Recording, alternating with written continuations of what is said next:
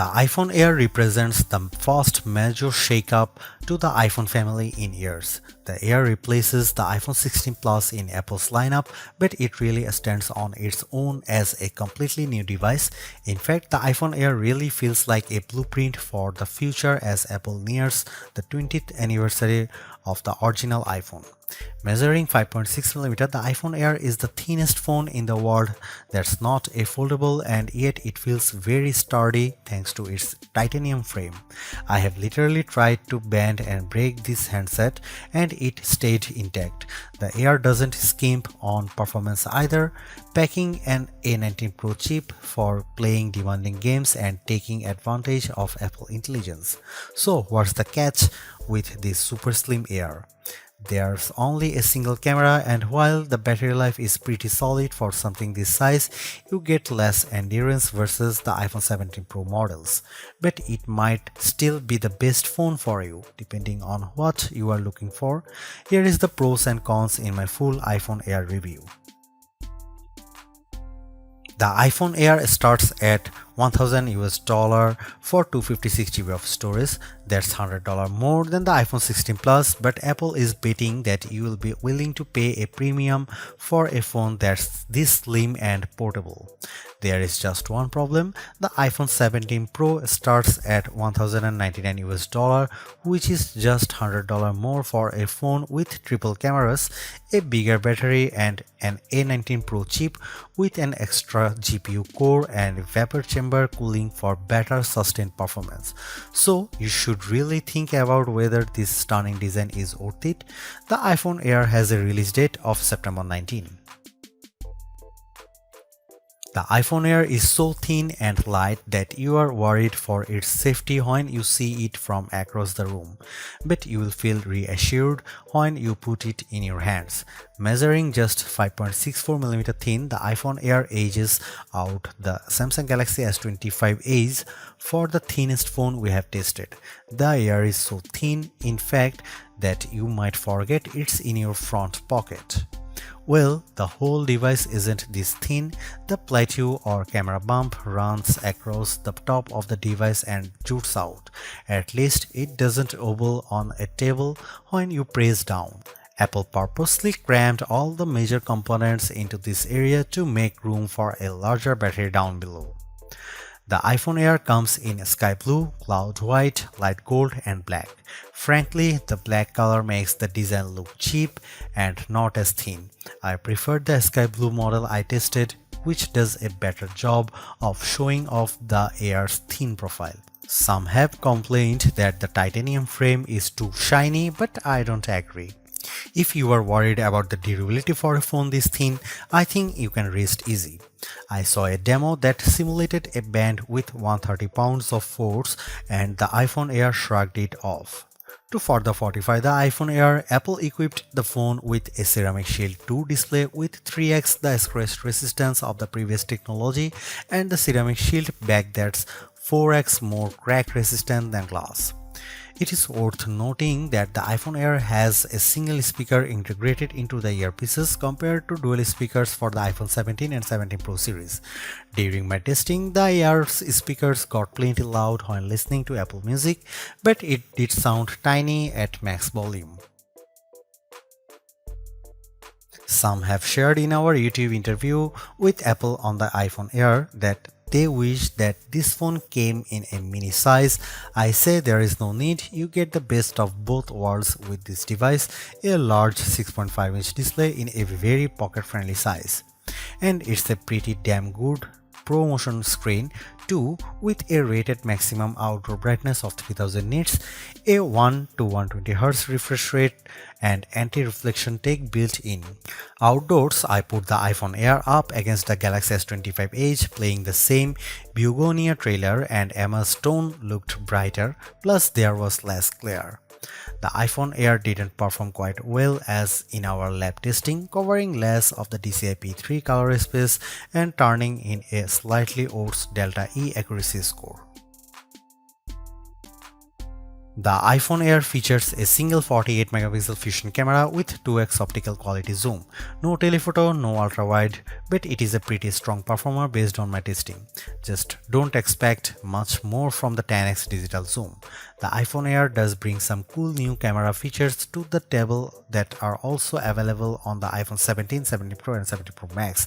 This includes an 18 megapixel center stage front camera that leverages a square sensor to let you shoot landscape selfies without having to flip the phone in your hand. Here are some camera samples of the new iPhone Air.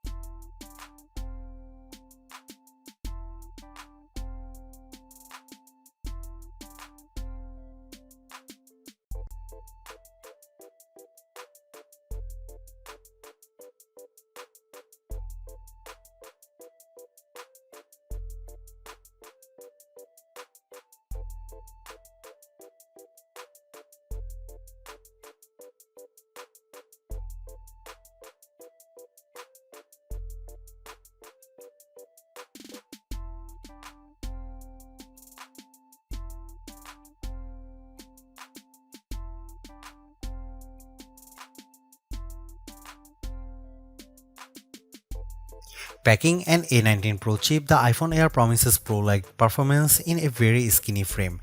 And I say Pro-like because you are limited to 5 GPU cores compared to 6 for the iPhone 17 Pro and Pro Max. I enjoyed smooth performance when playing Destiny Rising, double jumping and using my grenade launcher on multiple enemies while enjoying crisp graphics. I only noticed a drop frame here and there versus the iPhone 17 Pro Max. Speaking of twice, the iPhone Air having one less GPU core does impact benchmark scores. It reached 29.5 FPS in the demanding 3D Mark Solar Bay Unlimited graphics test compared to 46.6 FPS for the iPhone 17 Pro Max. The Galaxy S25 Edge also turned in a higher frame rate. On Geekbench, which measures overall performance, the iPhone Air beats the Galaxy S25 Edge and it finished our video transcoding test 20 seconds faster. How about sustained performance? To test that, we used the 3D Mark Wildlife Extreme Stress Test, which simulates gaming for about 20 minutes. We ran it once and recorded the result, then did a second run right after that to really stress test these phones. The iPhone Air performed quite well, with stability score that beat the Galaxy S25 Edge by a fair margin in both rounds. More surprisingly, the iPhone Air turned in cooler temperatures than the Pro Max when we measured the back of the phones using the laser thermometer in 5 locations and averaged the result, though the S25 Edge was even cooler. Here's the big questions on everyone's mind. How good or bad is the iPhone Air's battery life? Apple claims all the battery life, but we decided to put that to the test in a couple of ways. First up was our battery test, which surfs the web over 5G at 150 nits of screen brightness. The iPhone Air turned in a decent 12 hours. That's nearly a half hour better than the Galaxy S25 Ultra, and the regular iPhone 17 lasted 45 minutes longer. However, the iPhone 17 Pro Max lasted over 5 hours longer than the iPhone Air, so if you really care about endurance, the choice is clear.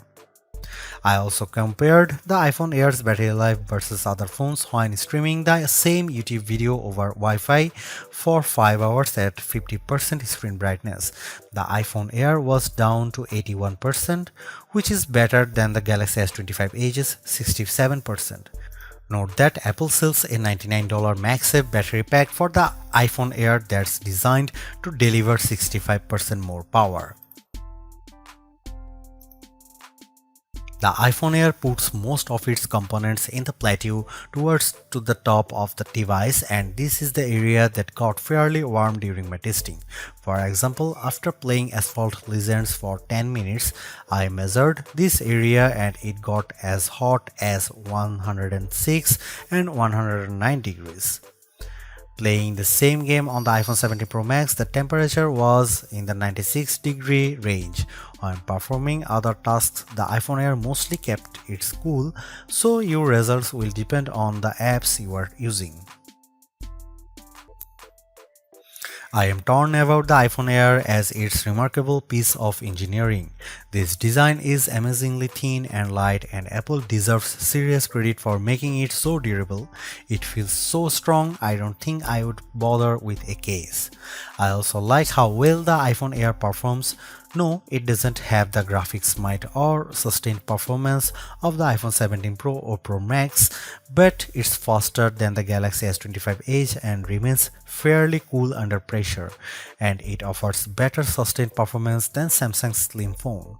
However, I don't like the shoppers have to give up both an ultra-wide lens and telephoto zoom with the iPhone Air. At least Samsung gives you an ultra-wide camera that enables macro photography, but the iPhone Air's main 48 megapixel camera is very good overall.